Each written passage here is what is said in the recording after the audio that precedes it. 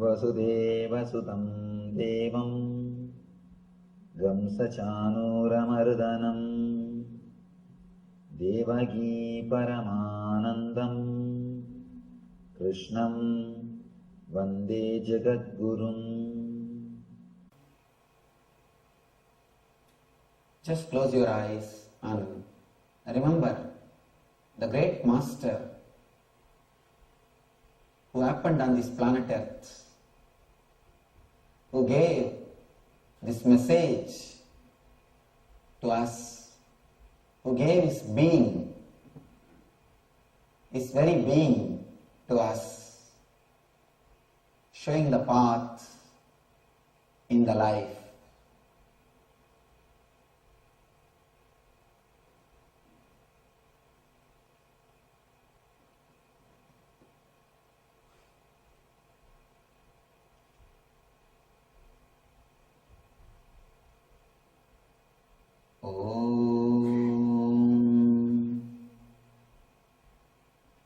You can open your eyes.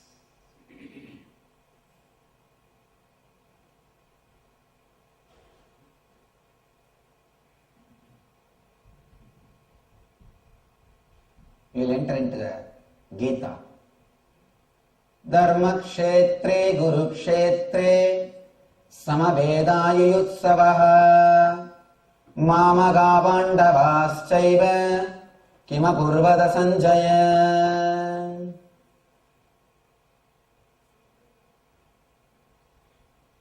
First word, it's a beautiful word, dharma. Actually, if you join the first word and the last word of the Gita, the whole message of Gita is given to you. First word is dharma and last word is mama. If you add them, first letter is dharma, dar, and last is mama, ma. Just add them, you will have dharma. You can add in one more way, mama dharma. The dharma of the Krishna is given and dharma for us is given. Mama dharma means my dharma. Krishna's dharma, the way of Krishna, is expressed in this book. And dharma is clearly expressed. Please understand, dharma is not giving things. Dharma is not just charity. It is nature. Dharma means living in your nature. Living with your nature. Living your swadharma. Living as you are. Being as you are. The first sloka says, Dhritarashtra uvacha dharma kshetre guru kshetre samavedayutsavaha mamagha pandavaschaiva kimapurvada sanjaya. Now the whole scene is being described. Dhritarashtra is a great king, father of Kauravas. He is asking the Sanjaya, his charioteer, his driver, please tell me what is happening in war field. Dhritarashtra is a blind man. He don't have eyes. He is asking the Sanjaya to explain. Sanjaya is blessed with the telepathy power, Dura Drishti, by the Vyasa. He was able to see what is happening in the long distance, in other places. Wherever war is happening, he will be able to see whatever is happening in the war field, and he will be able to repeat the whole thing to Dhritarashtra. This power is given to him by Vyasa. Temporarily it is given to him by Vyasa. Almost like tuning our TV. Vyasa has tuned Sanjaya's consciousness so that he can see and repeat. After that, the tuning is taken away by the Vyasa. So here, Dhritarashtra is asking, this is beautiful, that the whole Gita starts with Dhritarashtra, starts with a blind man. It starts with a question of a blind man. The whole humanity, whether you believe it or not, the whole humanity is blind. Please be very clear, the whole humanity is blind. Some knows they are blind, others don't know, that's all. Some knows they are blind, others don't know, that's all. There is no other difference. This is delivered to the whole humanity, and it is a symbolic representation. The whole humanity is just blind. One more thing, Gita is 700 sloka, and it starts with the first sloka, Dhritarashtra uvacha, Dharmakshetre, Gurukshetre, Samavedāya Utsava, Mamaga Vandavāsyeva Kimakurvata Sanjaya. The translation goes, Dhritarashtra said, O Sanjaya, after my sons and the sons of the Pandu assembled in the place of pilgrimage at Kurukshetra, desiring to fight, what did they do? He is asking the Sanjaya to explain. 700 slokas of Gita, this is only sloka by Dhritarashtra. 574 are from Krishna, 86 is from Arjuna, 34 is from Sanjaya. This is only sloka from Dhritarashtra. If they want, they could have avoided this one sloka. But purposely they start with Dhritarashtra to show whole humanity is blind.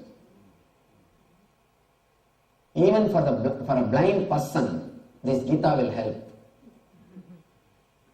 This Gita will show the way even for a blind person.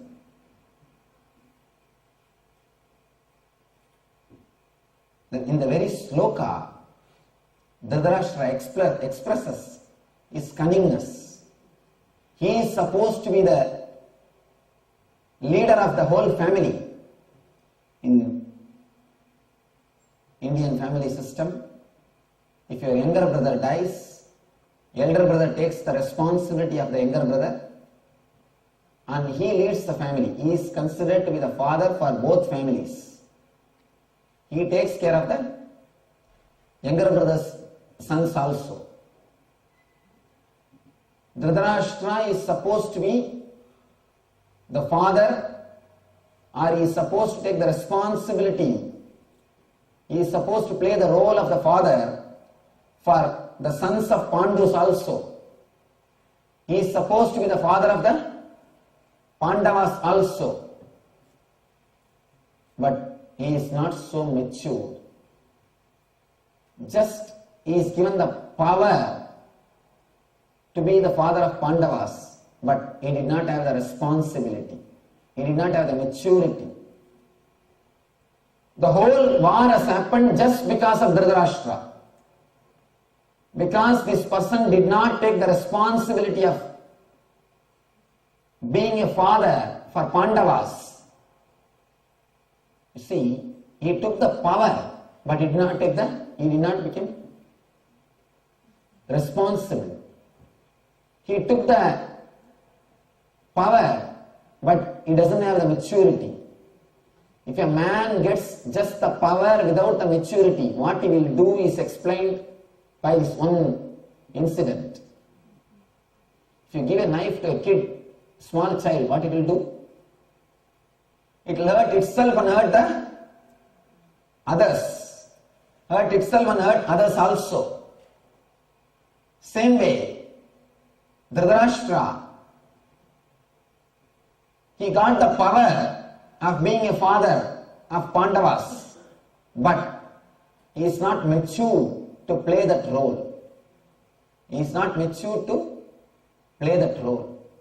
That is why, because he has not taken the responsibility of taking care of the Pandavas, they have to fight for their property. Pandavas have come down to a level of just having 5 houses. They said, we don't even want country, just give us 5 houses. Just because of arrogance and vengeance, Duryodhana refused, and this Dhritarashtra is sitting in the court. I think this fellow is not only blind, dumb also, dumb and deaf. He is not only blind, he is deaf also. He is not only blind, he is deaf also. We need to understand by this one statement, by this one sloka. He says, what the sons of the Pandu and my sons are doing. He is not telling what our sons are doing. He is saying what my sons and Pandu sons are doing. This very word shows is discriminating. Is discriminating. Then starts the Gita. The first chapter is called Arjuna Vishada Yoga, depression of Arjuna.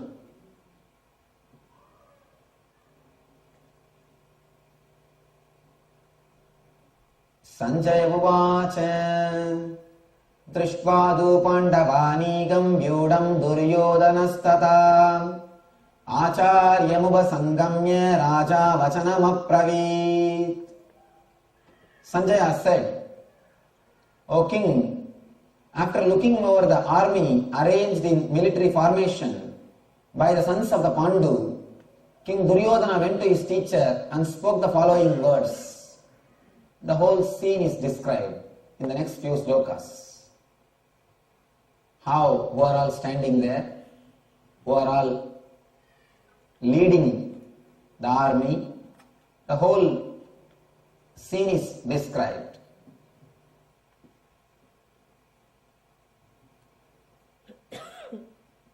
I am just taking the essence of this chapter and giving you. The whole scene is being described to the Dhritarashtra. Now we don't need to know that scene. If we know this scene, that's enough.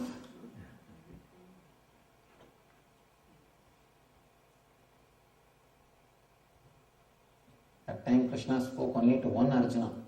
Now it has to be spoken to so many Arjunas.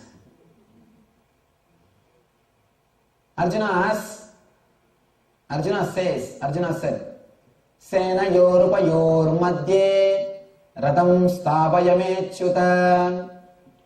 Arjuna says, O infallible one, please draw my chariot between the two armies so that I may see those present here who desire to fight and with whom I must contend in this great trial of arms.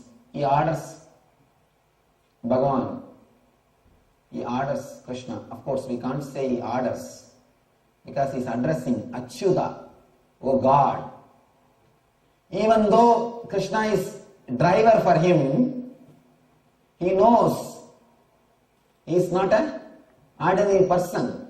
That is why he addresses him as a Achyuta. Because Arjuna knows Krishna is not ordinary person. Because Arjuna is a devotee, Krishna has accepted to be a driver. Because of his devotion, Krishna comes down to the level of driver. This is another one scene which we need to understand. The Lord is serving the devotee. Please be very clear, being a driver is not an easy joke. Being a driver is not an easy joke. If you have driven in India, then you know. And especially in Calcutta. Anybody from Calcutta? If you go and live in Calcutta for 10 days, you will never curse LA traffic. If you are cursing the LA traffic, if you feel LA traffic is too much, just go to Calcutta and live for 10 days. Just live in Calcutta for 10 days, you will feel LA is heaven. LA is heaven. I have seen in Calcutta people walking on the bonnets of the car. They will just walk on the car and go. Because the cars will not move for 3-4 hours. It's a regular thing. Being a driver is not a joke. And especially in the war field. In war field, he accepted that role just because of his devotion. The Arjuna's devotion for him. The Lord will come down to any extent when he sees the love and devotion. When he sees the love and devotion, he comes down to that level. Arjuna is sitting above him and Krishna is sitting in the driver's seat and is driving. Arjuna says, Achyuta, O God, infallible one. Achyuta means who never perish. Eternal. O eternal one, please take me to the center. Let me see the whole army.